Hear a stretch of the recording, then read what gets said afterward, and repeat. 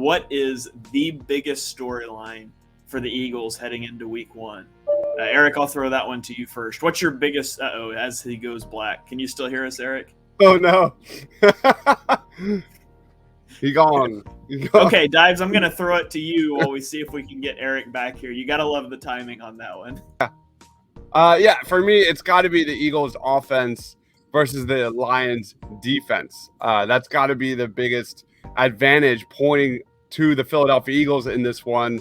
You look at a recent ESPN rankings, they had the Lions interior defensive line ranked in 2022, 29th best, their linebackers 32nd best, their cornerbacks 31st best, and their edge defenders 21st best, and safeties 26th best. You look at this high-powered Philadelphia Eagles offense. If the Eagles don't come out sluggish, if the Eagles, keep the penalties to a minimum, I don't see any way this Lions defense holds the Eagles under 30 points. That's how confident I am in this Eagles offense. Now it's week one. This does have some kind of revenge game for the Detroit Lions because the Eagles blew them out previously. So anything could happen. It's the NFL. But right now it's got to be, can the Lions defense slow down this new look Eagles high tempo, more balanced offense? Yeah, that's absolutely a key thing to watch here. The Eagles have made so many moves on offense. They added A.J. Brown. I guess maybe they haven't made that many moves on offense, but they added A.J. Brown, and there's an expectation that this offense is going to take a big step forward. And the Lions are an easy test case for that. The Eagles offense needs to come out. They need to start fast in this game. So Dibe's week one storyline is watching this offense put up 30 on the Lions. We've got Eric back. Eric, what's your biggest storyline for the Eagles going into this game? Well, this has got to be, and I feel like this is going to be a theme throughout the year, the progression of Jalen Hurts. How does he work through his progressions? Mm-hmm. Like, can he win the game from the pocket? And I think that's going to be a big thing this Sunday. Yeah. All right.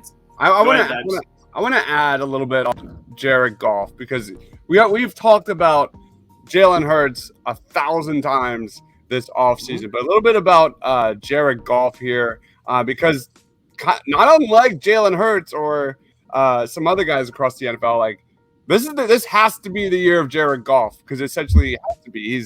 He's on the chopping block. He's in a contract year, I believe, after this season.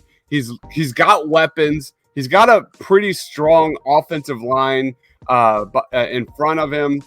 This has to be the best year due to those factors. He finished really strong last year. He had 11 touchdown passes to 2 interceptions the last 5 games. That was in large part here because of Dan Campbell taking over play calling duties for the Detroit Lions.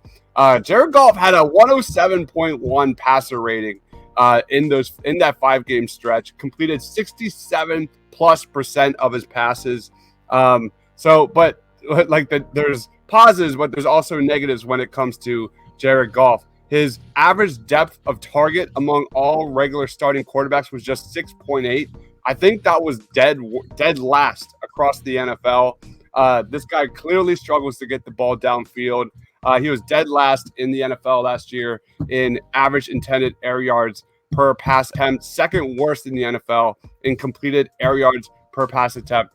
So I don't see any of that changing, especially against the Eagles and how they have improved compared to last year. So Jared Goff is a storyline here. The Lions are going to try and get the ball out fast and hit you within the sticks. And I just don't see the Lions having that much luck against this Eagles defense. Yeah, we've got comment coming in on YouTube here. Says all the national media seems to be high on the Eagles wagon going all the way, which is odd. Which makes me a little nervous. But yeah, there's definitely, you guys both mentioned Jalen Hurts in the offense. I'm going to go the other way here, and I'm going to say the biggest storyline for the Eagles heading into week one is Jonathan Gannon. You look at this defense. Good choice.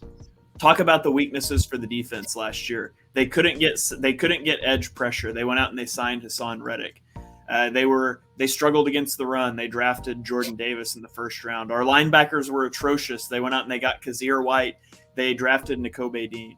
Our corner 2 spot was maybe an issue. They went out and they got James Bradbury. They went out and they traded for Chauncey Gardner-Johnson. Every weakness on this defense has been addressed except the defensive coordinator.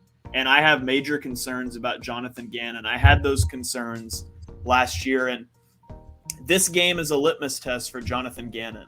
Last year, Jonathan Gannon wanted to sit with 7 in coverage, soft coverage, rush 4, not get to the quarterback, and give up quick completions. Now, you could say that the personnel dictated he had to do that, and you're not wrong. But they have the personnel now. That excuse is gone, and they're facing a quarterback in Jared Goff, who is an efficient football player when they keep his jersey clean, but he crumbles under pressure. And so if the Eagles come into this game and they're rushing 4, they're not blitzing, they're not bringing sim pressures, they're just rush 4, drop 7. That tells me everything that I need to know about Jonathan Gannon. And so for me, I'm going to learn a lot about Jonathan Gannon in the first quarter of this game by what he dials up against Jared Goff. So that's the number one thing that I'm keeping an eye on headed into week 1. Oh, fumble!